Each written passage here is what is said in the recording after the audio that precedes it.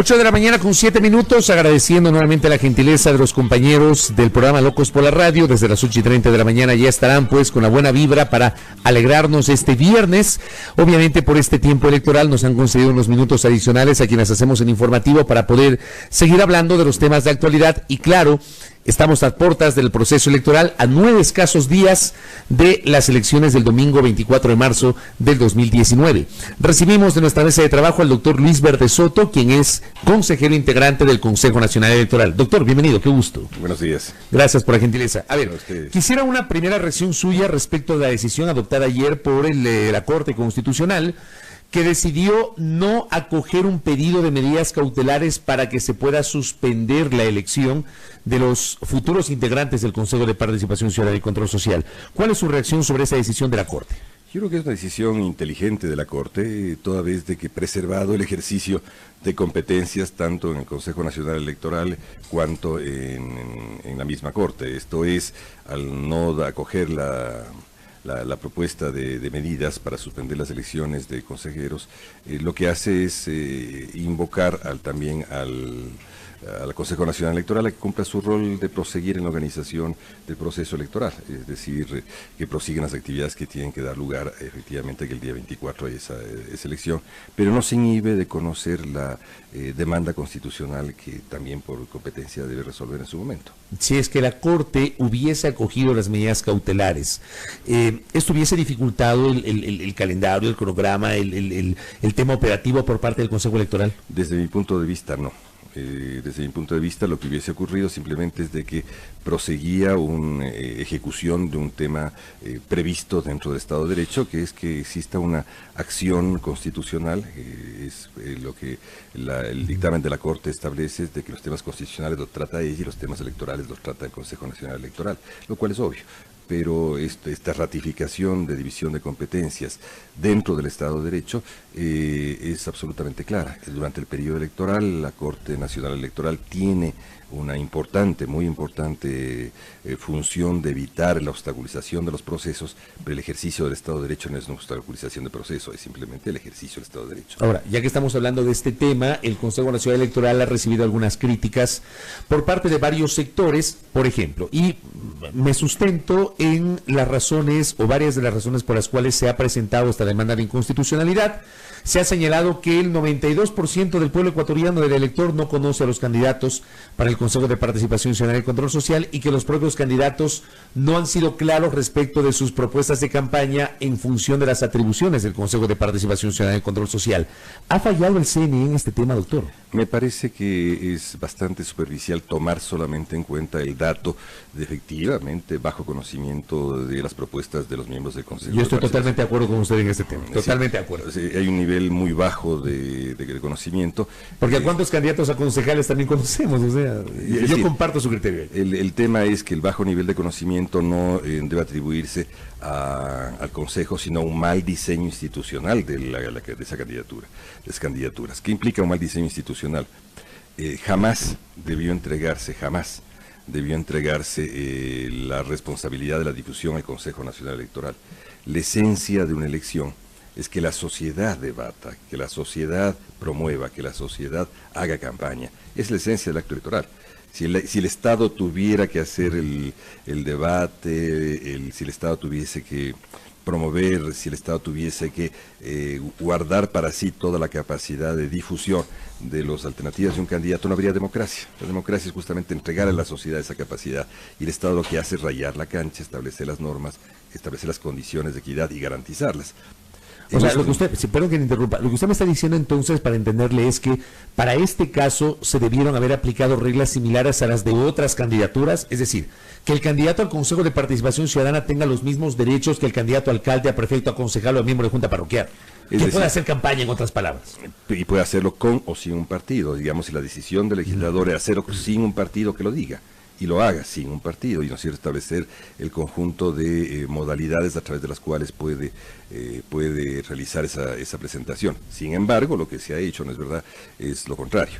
Se trasladó esa decisión hacia el Consejo Nacional Electoral, esta acción existe solamente en 1 o 2 países del mundo. Esto es una aberración, para decirlo de algún modo, una aberración en términos democráticos, es la antifuncionamiento de la democracia, antifuncionamiento de la libertad de conciencia, antifuncionamiento de las libertades generales de que debe acompañar a todo proceso electoral.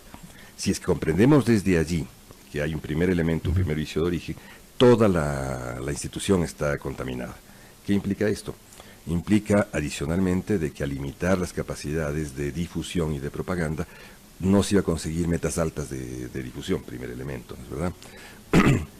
Segundo elemento, estaba condicionado exclusivamente a funcionar durante el periodo de campaña electoral. El periodo de campaña electoral son 45 días limitados, y ustedes, los comunicadores, más que nadie conocen de que el periodo de campaña es el periodo de más alta saturación de información electoral. Y cuando hay alto nivel de hecho lo estamos viviendo, ¿no? Lo está viviendo ahora usted. Si tú me dices cuánto de la propaganda electoral recuerdas, retienes y te sirve, claro, tú ves que es muy bajo. Toda vez de cuando existe momentos de saturación de comunicación política, esto suma cero, es decir, el actor, el receptor del mensaje, recibe poco por la saturación que existe en el medio. Si te limitan adicionalmente que actores que tienen poquísimo conocimiento local, pues lo nacional, obviamente que son exclusivamente originados de lo local, todos los que yo conozca, ninguno tiene previsión nacional antes de arrancar la campaña de consejeros de participación, obviamente produjeron un resultado similar a cero. Es decir, no lograron trascender al país, el tiempo fue muy limitado, cayeron en el momento de mayor saturación electoral en el escenario de comunicación política y consiguientemente el resultado va a ser siempre magro. Una mala institución, otra vez, es la que hay que examinar para saber por qué se produjo este resultado. El resultado en sí mismo no me dice mucho. Tenemos que ver qué es lo que pasó atrás, por qué se produjo ese mal resultado. Y evidentemente hay acá. Pueden haber habido responsabilidades nuestras también. Pero la forma como se ha llevado la campaña o esta diferencia de la campaña para los integrantes del Consejo de Participación Ciudadana y Control Social de los candidatos, ¿es una decisión reglamentaria del CNE o estaba prevista en la ley que aprobó la Asamblea luego de la consulta? En la ley, luego de la consulta se aprobó una ley de reforma a la ley de participación social. O sea, aquí hay una responsabilidad y primigenia de la Asamblea, entonces. El diseño. En el diseño. Nosotros no diseñamos aquello.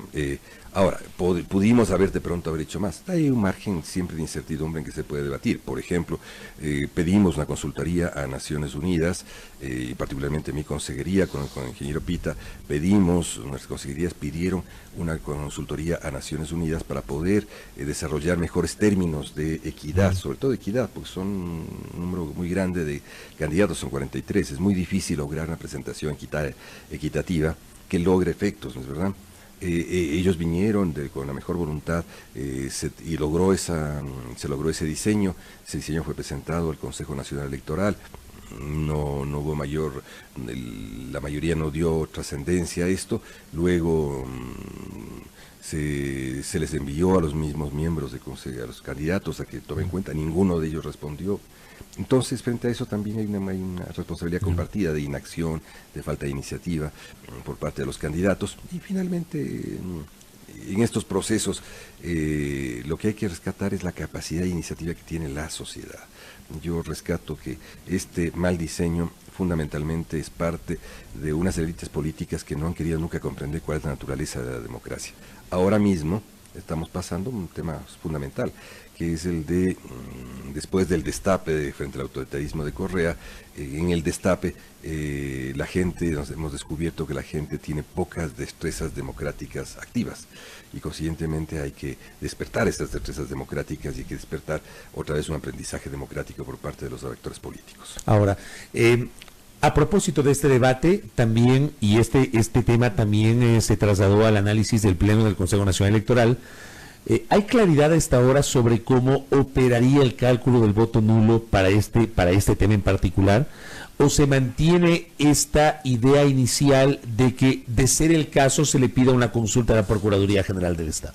Bueno, no hay que, digamos, en ningún caso el Consejo Nacional Electoral debe resignar competencias en función del Tribunal Contencioso. En este caso, en el caso del voto nulo, es evidente que es una competencia plena del Consejo y en ese marco es evidente adicionalmente que se debe proceder a una adecuada contabilidad. En el Consejo Nacional, el día de hoy presentaré la resolución correspondiente de cómo, a mi criterio, debe producirse esta contabilidad, mejor dicho, como a nuestro criterio. Me refiero al ingeniero Pita y yo, que organizamos por periodo del Pleno un coloquio de consulta a todos los partidos y a las organizaciones de la sociedad civil, y en ello tuvimos un conjunto enorme de sugerencias y un conjunto sólido de consensos de cómo se podría proceder al retorno a esto. Es cada vez más evidente, o no es evidente, que el cuanto el voto nulo tiene que ser contabilizado en igualdad de condiciones que el resto. Claro. Y esa contabilidad de condiciones que el resto significa que usted tiene un grupo de posibilidades de voto positivas, digamos, tiene 7 posibilidades de voto positivas, 3 para hombres, 3 para mujeres y 1 para minorías, y usted puede utilizarlos de modo positivo, esas posibilidades de voto. Puede votar en blanco, puede anular. O de anular, y en todo caso tiene usted siempre 7 posibilidades. Y tienen que ser contadas como 7. Cada una individualmente. Individualmente, no existe otra posibilidad. No es que las 7 en su conjunto. O sea, no, existe solamente esas posibilidades. Si usted tiene esas posibilidades, vote del modo como vote, tiene que contarse del mismo modo, porque las peras se encuentran entre peras y las manzanas entre manzanas, y no hay como contar una pera frente a un costal. Eso no existe, sino en la mente calenturienta de quienes pueden manipular ese resultado, que convertiría a los ecuatorianos en matemáticamente desiguales. Lo que tenemos que preservar es que los ecuatorianos somos matemáticamente iguales. Oiga, pero usted nos dice, hoy va a presentar esta propuesta que digamos que ha diseñado con el vicepresidente Enrique Pita, pero estamos a 9 días de las elecciones. Así es. O sea, sí llama la atención eso, o sea, casi como de última hora, doctor. No, son parte de los avatares de un cuerpo colegiado. Que se encuentra en el camino.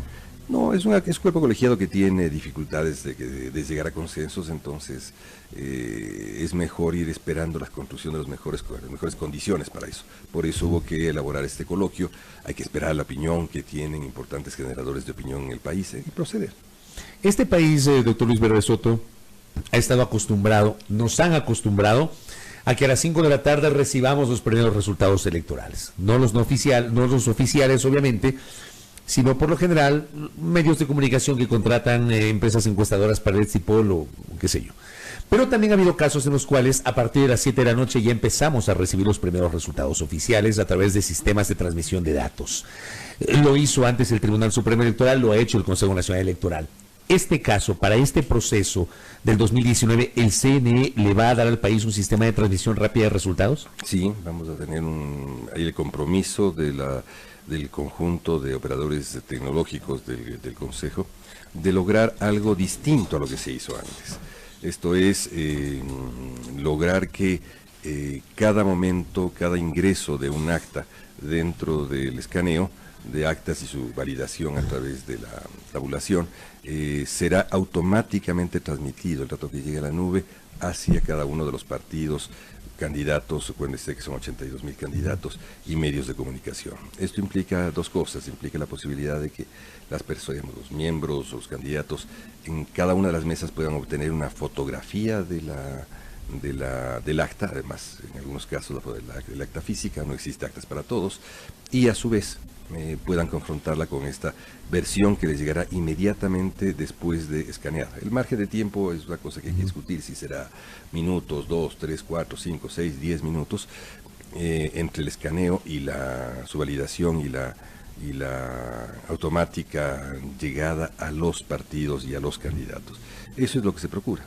En el proceso electoral esto es necesario porque te permite bajar el margen de incertidumbre de los partidos y el margen de desconfianza sobre los procesos. Claro, le voy a hacer una pregunta absolutamente básica, pero que le preguntaría a cualquier ciudadano, porque es en realidad lo que le interesa al ciudadano. ¿A qué hora vamos a tener los primeros resultados? Existen mediciones diferentes. Ayer he recibido, por ejemplo, una realizada por la Pichincha, en la que se ve que a partir de una simulación bastante real, con actores reales, ¿no es verdad? La posibilidad de recibir información podrá estar ligada a 3 horas y fracción después de cerrar el acta. Es decir, los resultados de alcalde podrán conseguirse después de cerrada la junta, será será aproximadamente 3 horas, aproximadamente. O sea, hablamos de las 8 de la noche. Aproximadamente. Yo en esto no quisiera dar ninguna noticia Claro, oficial porque pero no, digamos un aproximado. en aproximado, es decir, la contabilidad podría llevarnos a superar la medianoche, sin duda. Correcto, sí, este dato es absolutamente importante porque evidentemente todos la noche del domingo 24 de marzo vamos a querer conocer resultados. Observación internacional, entiendo que la OEA va a venir. ¿Quiénes más van a venir a hacer observación? Muchos, además de la OEA, que ha sido una decisión tradicional, vendrá Uniore, que es el conjunto de organismos electorales de América. ¿Unión Europea va a venir o no? La Unión Europea va a estar acá presente a través de una modalidad específica, no va a ser como usted sabe, antes la Unión Europea lastimosamente fue excluida y la Unión Europea tiene un procedimiento largo de conformación de sus observaciones y un procedimiento técnico. Consiguientemente ellos no estarán en su modalidad tradicional, pero estarán presentes a través de su delegación acá, que ha organizado una pequeña misión y con ella está procediendo una observación específica conforme ellos lo han diseñado. Pero también estará presente CAPEL, que es el Centro de Asesoría y Promoción Electoral, es parte del sistema interamericano, es el organismo técnico de la OEA sobre temas de estudios electorales. Estarán ellos presentes junto con un grupo grande tanto de autoridades como de técnicos. Estará un grupo de técnicos específicamente invitados para una observación independiente, son intelectuales europeos y latinoamericanos que acompañarán el proceso. Estará presente el Parlatino, estará presente, entiendo, algún organismo de fondo indígena, estará presente pequeños organismos que han pedido o que han sido invitados puntualmente para participar. Es el número de representantes que harán misión electoral será aproximadamente 75, que estarán desplegados en todo el país, en todas las provincias. Es decir, es el número amplio y suficiente con que se puede hacer la observación electoral del mejor modo. Las observaciones cumplen una función importante de testimonio, no solamente de observación hacia el interior, sino de imagen exterior de Ecuador. Sobre la OEA, ¿hay algún tipo de limitación? Le hago esta pregunta porque se conoció que la forma como ellos van a poder diseñar los informes será distinta a la de procesos anteriores, es decir, que no podrían emitir recomendaciones o cuestionamientos al proceso. No, que yo sepa, no. O sea, se mantiene tal cual. No, tal cual, es la misma prerrogativa que ha tenido siempre la misión electoral de la OEA, de ningún modo y ninguna limitación. Correcto. Doctor, en la parte final de este diálogo le quiero preguntar, ¿qué pasó con los medios digitales para esta campaña? Hubo una decisión inicial del Consejo Nacional Electoral, hubo una apelación presentada ante el Tribunal Contencioso Electoral por un medio digital, ecuadorinmediato.com, pero al final del día no hubo la posibilidad de que los medios digitales puedan acceder a participar de la publicidad electoral autorizada por el CNE. ¿Qué pasó con los medios digitales? Es decir, hubo una posibilidad, llamémosle, restringida. En el tiempo me refiero. El tema básico ha sido de que hubo primero una aprobación de un reglamento que lo propuse yo. Ese reglamento permitía el hecho obvio de que los medios digitales pudiesen recibir el estímulo, el financiamiento público para participar en la campaña. Sin embargo, hubo una consulta realizada un poco subrepticiamente, no la conocimos en el Pleno, a la Procuraduría del Estado. La Contraloría se expresó públicamente de que aceptaba... ¿La Procuraduría? No, la Contraloría. La Contraloría se expresó públicamente que aceptaba el reglamento. Correcto. La Procuraduría se expresó un dictamen bastante peculiar y conservador, planteando que ningún medio digital, ningún medio por internet de cualquier tipo podía participar en el financiamiento público de campaña, con lo cual generó una situación sumamente compleja porque yo diría retrocedió en el tiempo lo que es la campaña pública estimulada por el Estado. Luego de eso el Tribunal de Garantías hizo estoy hablando mal, el Tribunal Contencioso Electoral fue quien... De garantías ya no existe desde el 98. Yo fui parte de ese tribunal, por eso... Desde garantías constitucionales. El Tribunal Contencioso Electoral. El Contencioso Electoral hizo un pronunciamiento. Ese pronunciamiento debió ser acatado por el Consejo Nacional Electoral, pero procedió a una aplicación bastante abstrusa de un reglamento por el cual solamente podían entrar aquellos medios digitales que hayan que han sido calificados por la Supercom y el Cordicom. Entonces obviamente no entraba ningún otro medio. Como usted conoce los medios digitales, en la época de Correa ninguno pudo ser registrado en Supercom si no se registraban en la Superintendencia de Compañías. Este mecanismo ha impedido que los medios digitales puedan ser parte de esta campaña electoral. Ayer fueron calificados y entiendo que... ¿La campaña ha sacado? Ayer fueron calificados y lograron la heroica cantidad de 3 medios y excluyeron al demandante Ecuador Inmediato. ¿Le excluyeron? ¿Y por qué lo excluyeron al demandante? Entiendo que tenía, según dijeron, tuvimos un debate algo ríspido al respecto, tenían algún defecto de formularios. Primero que era ilegible su firma en el RUC, luego nos dijeron que sí fue elegible, se transformó de ilegible en elegible.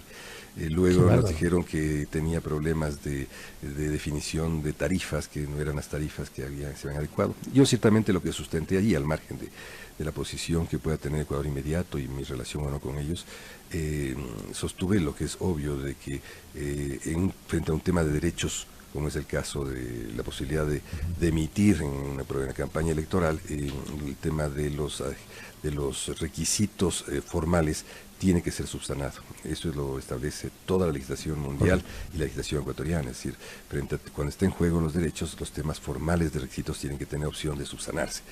No les dieron, consiguientemente entiendo que hay demandas de por medio. Yo en esta parte he gastado tanta energía humana que no es dable que lleguemos a tal nivel de mezquindad general. De acuerdo. Doctor, gracias por estos minutos, y le vamos a comprometer para que nos visite en los próximos días, porque hay que seguir hablando de la organización del proceso electoral. Muy gentil. Con gusto, muy gracias. Gracias al doctor Luis Berre Soto, integrante del Consejo Nacional Electoral, hablando sobre el proceso, y obviamente estamos a 9 días de las elecciones, escasos 7 días para que concluya la campaña